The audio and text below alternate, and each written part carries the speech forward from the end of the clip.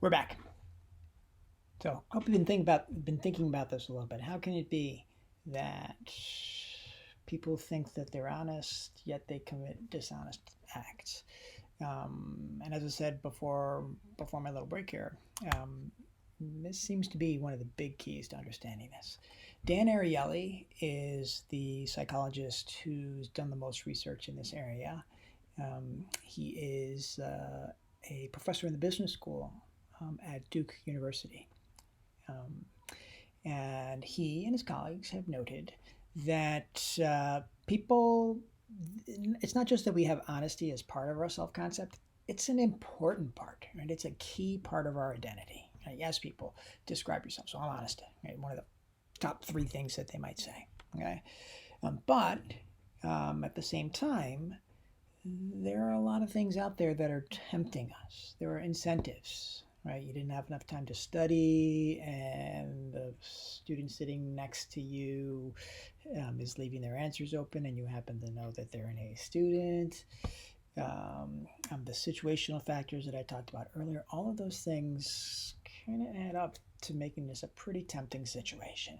Okay, so what happens is that people will, on occasion, give in to that temptation, but they have to do it in a way that allows them to maintain their belief in themselves as an honest person. So how do they do that? One, by keeping dishonesty low. Two, by rationalizing the behavior. All right. When you keep the dishonesty low, that's going to be the thing that can allow you to say, "Oh, that was just that one time." Right? I'm still generally an honest person, but I had to give in that one time. Right? If you're cheating all the time, you don't think of yourself as an honest person, right? You know you're dishonest. People know you're dishonest, right? We're not fooling anybody, okay?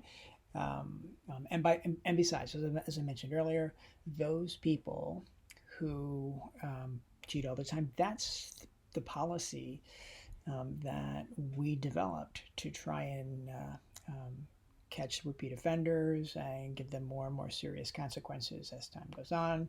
Okay. Um,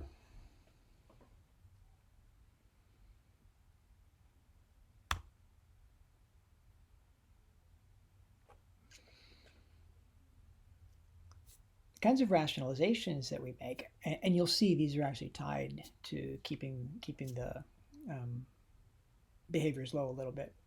But first, there's ambiguity. Second, there's these beliefs that we might have or kind of fool ourselves about social norms. And then there's the connection between our abstract self concept and our concrete behaviors. So, ambiguity. Okay?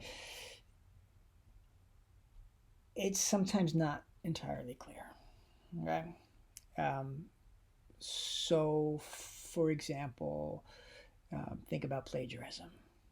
Right. If we were face to face right now, I would ask you some examples about whether it was plagiarism or not, and the class would disagree. Some people would think it is, some people would think it isn't. You may have had faculty members, teachers, different teachers who've told you different things about what qualifies as plagiarism and what doesn't. Suppose you're working in a group, right? And on an exam, and then there's a point in time when you're supposed to actually shift over from group work to individual work. Well, when is that supposed to happen? It's not really clear. We can take advantage of that. Okay.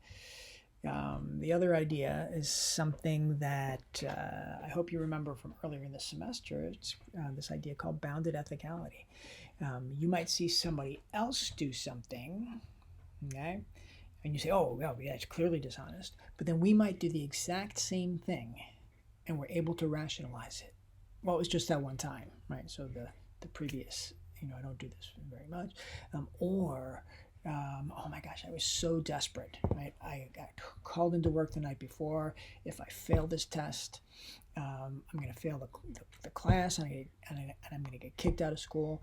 And so we're able to kind of convince ourselves that that one behavior, that one time, it wasn't dishonest for me, right? If somebody else does it, it's dishonest. And again, that's exactly the idea of bounded ethicality. Social norms. This is our beliefs about how many other people do this. This is our beliefs about whether others approve or disapprove. I told you a few minutes ago, 70% of students cheat. Um, if that's all I told you, the lesson you should take from this is, holy crap, you better start cheating because you're falling behind. That's not what I mean. I do have to explain what we mean by this so that you can have a better understanding of what the real social norms are. So you're not going to be able to use that as a source of rationalization. Okay? 70% of students cheat does not mean that 70% of students cheat all the time. Yeah, you probably have some teachers who seem to think that. But what it really means is that 70% of students at one time or another have committed acts of academic dishonesty.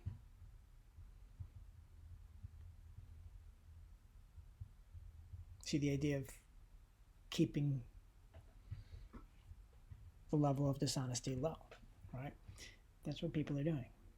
They're cheating a little bit here and there. Okay?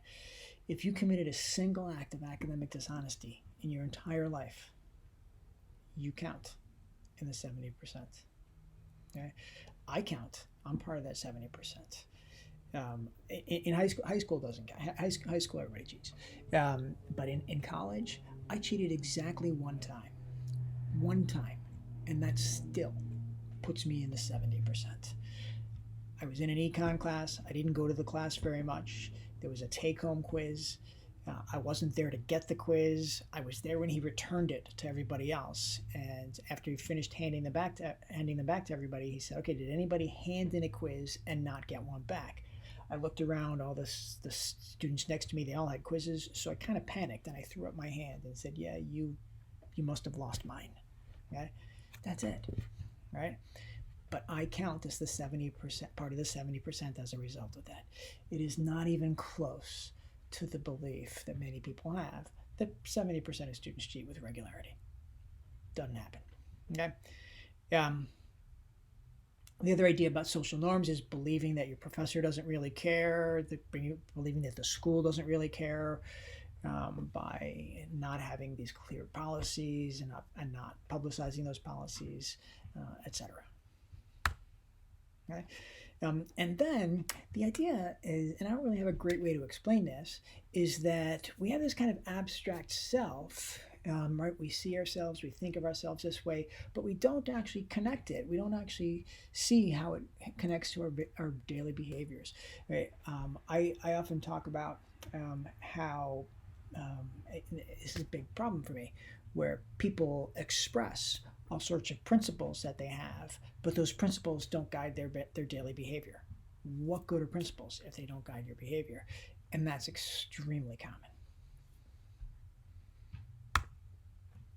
So what can we do? Okay. Well, now that we have some idea about what some of these causes are, maybe we can address those instead or in addition to cheating. Okay. Actually, I don't need this. I did that already. Okay.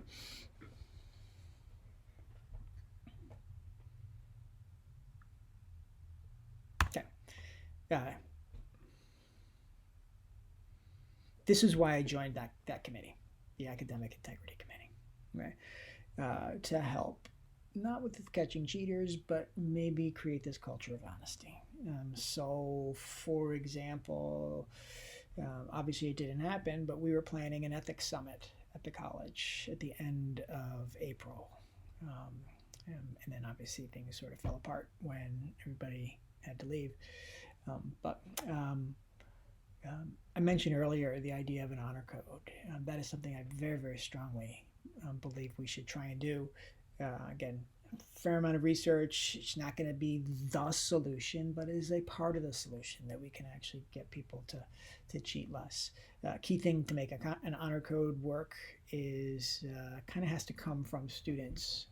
And so I'm off and on try and work with student groups to see if I can get people interested in pursuing that. Okay?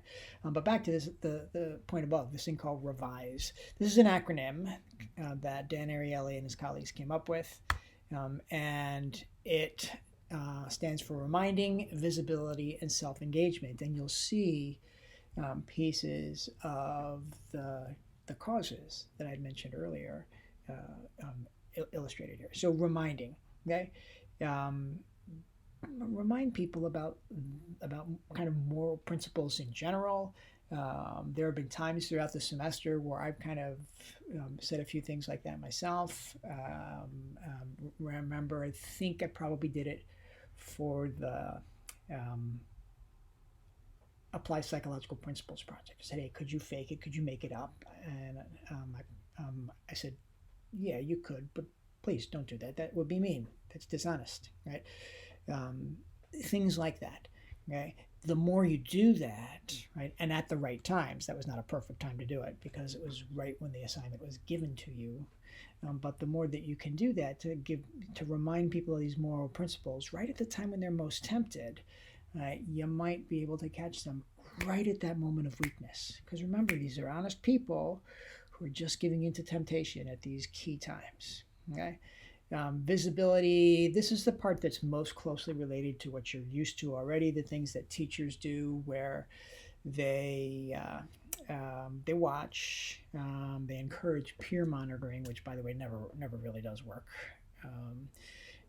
Giving people the truth about the norms, like I told you a few minutes ago, understanding what the 70% really means. Okay.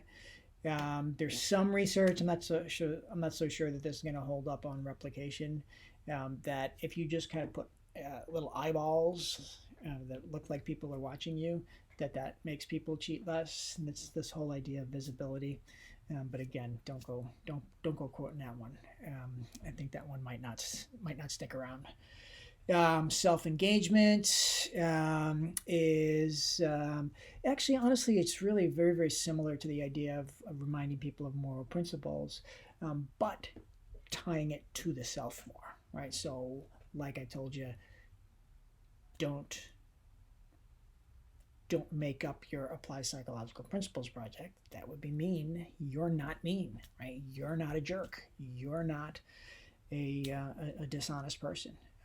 And a dishonest person would make it up. An honest person would actually do the assignment. So connect it to the exact behavior. Okay. So did that already, and I guess that's it. So I hope that you found this useful, or at least interesting. And we will stop here. Thanks.